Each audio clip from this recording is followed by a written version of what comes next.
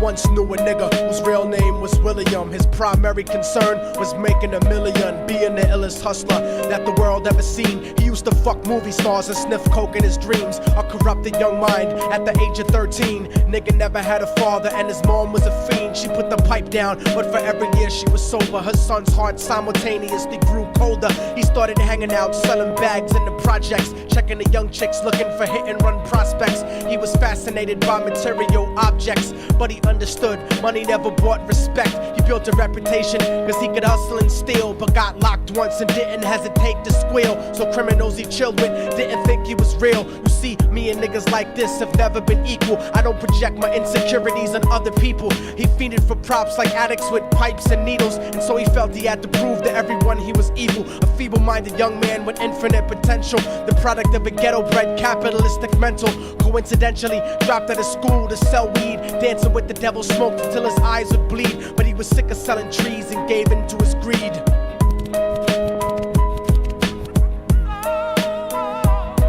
Everyone tryna be trife, never face the consequences. You probably only did a month for minor offenses. Ask a nigga doing life if he had another chance. But then again, there's always the wicked that knew in advance. Dance forever with the devil on a cold cell block. But that's what happens when you rape, murder, and sell rock. Devils used to be gods, angels that fell from the top. There's no diversity because we're burning in the melting pot.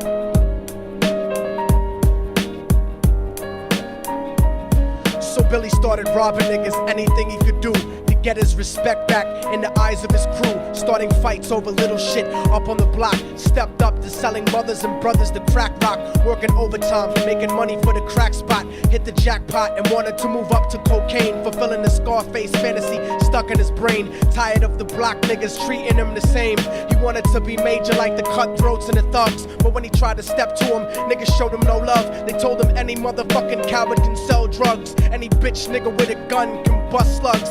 Any nigga with a red shirt can front like a blood.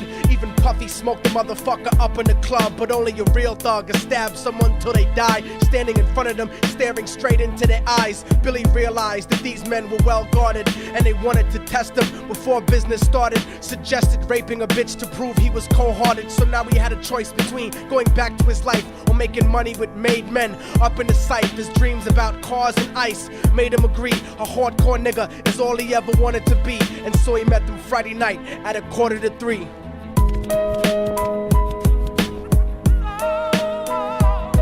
Everyone tryna be trife, never face the consequences. You probably only did a month for minor offenses. Ask a nigga doing life if he had another chance. But then again, there's always the wicked that knew in advance. Dance forever with the devil on a cold cell block. But that's what happens when you rape, murder, and sell rock.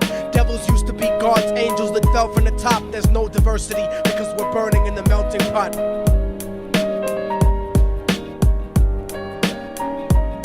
They drove around the project slow while it was raining, smoking blunts, drinking and joking for entertainment, until they saw a woman on the street walking alone, 3 in the morning, coming back from work on her way home. And so they quietly got out the car and followed her. Walking through the projects, the darkness swallowed her. They wrapped her shirt around their head and knocked her onto the floor. This is it, kid, now you got your chance to be raw. So Billy yoked her up and grabbed the chick by the hair and dragged her into a lobby that had nobody there. She struggled hard, but they forced her to go up the stairs. They got to the roof and then held her down on the ground, screaming, "Shut the fuck up and stop moving around." The shirt covered her face, but she screamed and clawed. So Billy stomped on the bitch till he broke in her jaw. Them dirty bastards knew exactly what they were doing. They kicked her until they cracked her ribs and she stopped moving. Blood leaking through the cloth, she cried silently.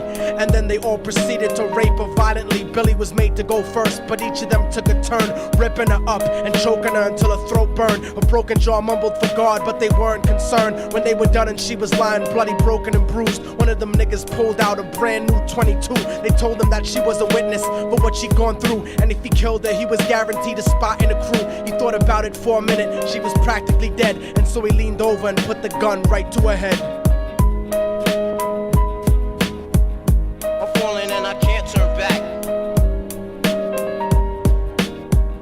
I'm falling and I can't turn back. Right before he pulled the trigger and ended her life, he thought about the cocaine with the platinum and ice, and he felt strong standing along with his new brothers. Cocked the gat to her head and pulled back the shirt cover, but what he saw made him start to cringe and stutter, cause he was staring into the eyes of his own mother. She looked back at him and cried cause he had forsaken her. She cried more painfully, and when they were raping her, his whole world stopped. He couldn't even contemplate. His corruption had successfully changed his fate, and he remembered how his mom used to come home late, working hard for nothing, cause now what was he worth? He turned away from the woman that had once given him birth, and crying out to the sky cause he was lonely and scared, but only the devil responded cause God wasn't there. And right then he knew what it was to be empty and cold, and so he jumped off the roof and died with no soul. They say death takes you to a better place, but I doubt it. After that they killed his mother and never spoke about it. And listen, cause the story that I'm telling is true, cause I was there with Billy Jacobs and I raped his mom too. And now the devil follows me